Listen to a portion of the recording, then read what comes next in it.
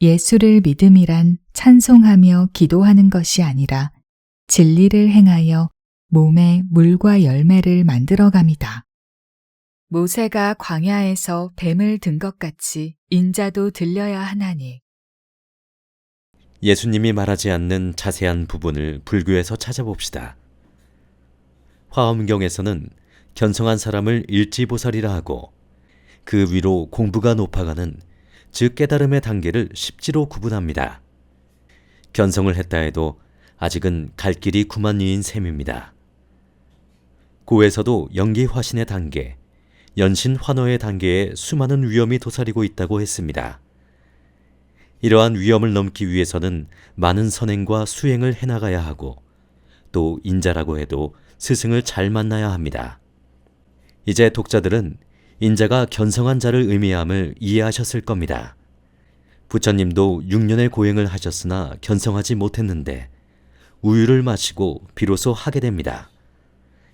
이는 성명상수를 말하는 비유인데 지금에 깨달았다는 자들은 견성을 너무 쉽고 가볍게 말하며 부처님의 견성과는 다른 얘기를 하는 분이 대부분입니다.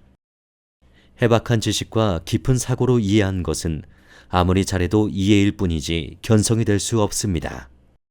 이는 그를 믿는 자마다 영생을 얻게 하려 하심이니라. 이렇게 물과 성령으로 거듭나면 천지 거분이 다하는 한이 있어도 양신은 무너짐이 없다고 합니다. 앞에 인자가 도태를 이루는 음양의 합일이기에 새로운 영의 몸이 탄생하게 되는 것이고 이것이 바로 영생의 인증인 겁니다.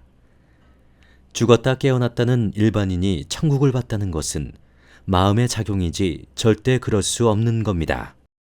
하나님이 세상을 이처럼 사랑하사 독생자를 주셨으니 이는 그를 믿는 자마다 멸망하지 않고 영생을 얻게 하려 하심이다. 인자, 즉 견성하여 거듭남을 이룬 자가 바로 자기와 같이 독생자로 거듭나는 그 방법을 전해주니 이는 믿고 따르는 자들이 멸망하지 않고 영생을 얻게 하려 하심입니다.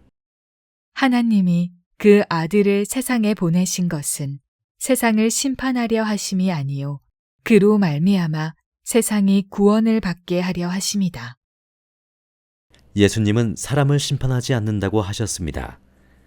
스스로의 심판이란 돌아온 탕자의 비유가 있듯이 순수 영이 혼에 둘러싸인 인간 세상을 비유한 것입니다.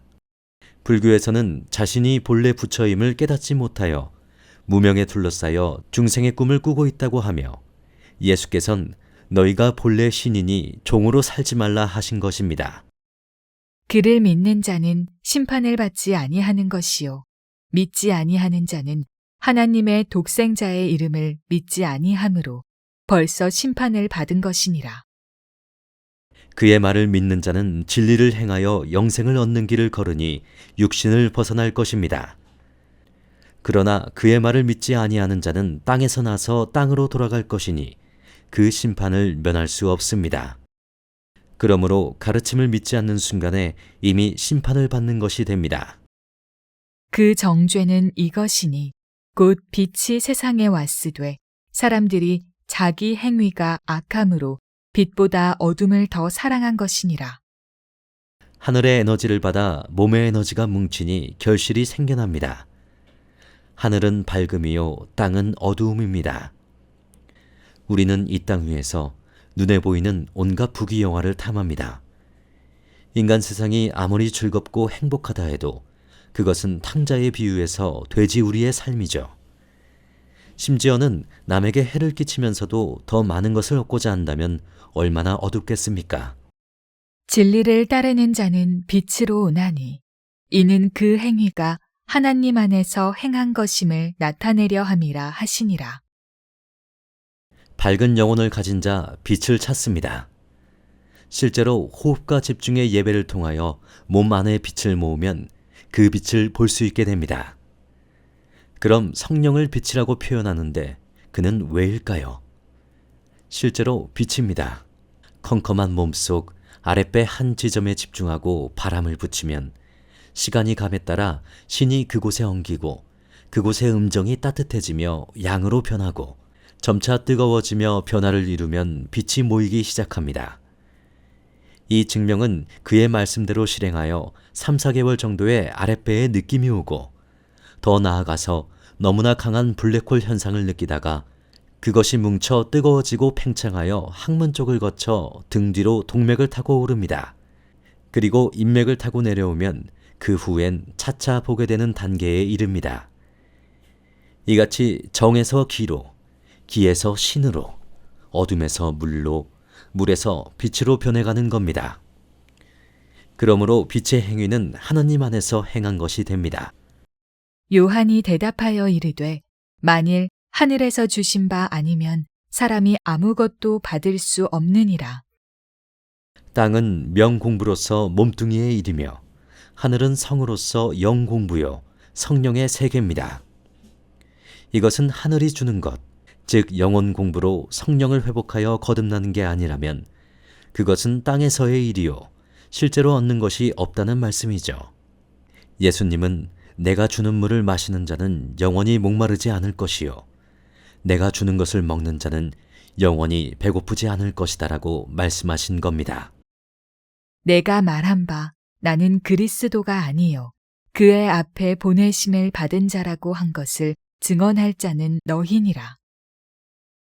요한은 물로 세례하는 자라 아무것도 실제 얻을 수 있는 게 없고 다만 성령, 즉 하늘로부터 주는 것을 받을 수 있도록 준비시키기 위한 자입니다. 이를 너희가 증언한다는 것인데 참으로 진실하게 자신의 역할을 나타내고 있습니다. 신부를 취하는 자는 신랑이나 서서 신랑의 음성을 듣는 친구가 크게 기뻐하나니 나는 이러한 기쁨으로 충만하였노라. 신부는 태초의 말씀이요 본성이며 성령입니다. 신랑은 예수, 요한은 친구의 비유인데 참으로 겸손한 요한입니다. 신부를 취하는 자는 신랑이라는 표현은 인치심을 받는 상황으로도 볼 수 있을 것 같습니다. 위로부터 오시는 이는 만물 위에 계시고 땅에서 난 이는 땅에 속하여 땅에 속한 것을 말하느니라.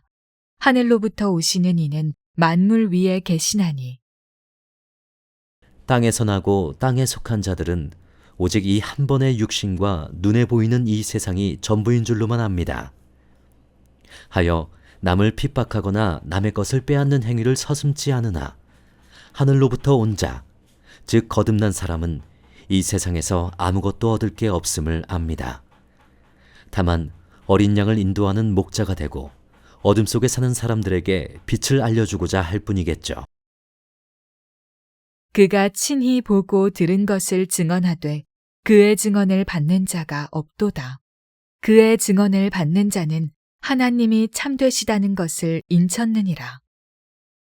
여기서 인쳤느니라는 증명, 확인 등의 의미인데 위로부터 오시는 이, 즉 예수를 통하여 하나님의 존재를 확실히 믿고 행하여 확인했다는 뜻으로 쓰인 것입니다. 하나님이 보내신 이는 하나님의 말씀을 하나니 이는 하나님이 성령을 한량없이 주심이니라. 예수님은 자신의 몸이 진정한 성전이니 이는 독생하신 하나님이 자신의 몸속에 거주하심이라는 겁니다. 해서 자신이 하고자 하는 말과 행동이 모두 그 뜻과 일치한다고 하는데 그는 이미 하나님과 하나 되었다는 것입니다. 아들을 믿는 자에게는 영생이 있고 아들에게 순종하지 아니하는 자는 영생을 보지 못하고 도리어 하나님의 진노가 그 위에 머물러 있느니라. 예수님은 진리를 따르고 빛을 따르라 했습니다. 진리에는 사랑도 노여움도 없고 그저 마땅히 되어가는 이치일 뿐입니다. 또 심판의 순간은 빛을 따르는가 아니면 어둠을 따르는가의 선택에서 좌우됩니다. 심판은 곧 인과응보를 말함이고 아들에게 순종함이란 그의 가르침을 행함이 됩니다.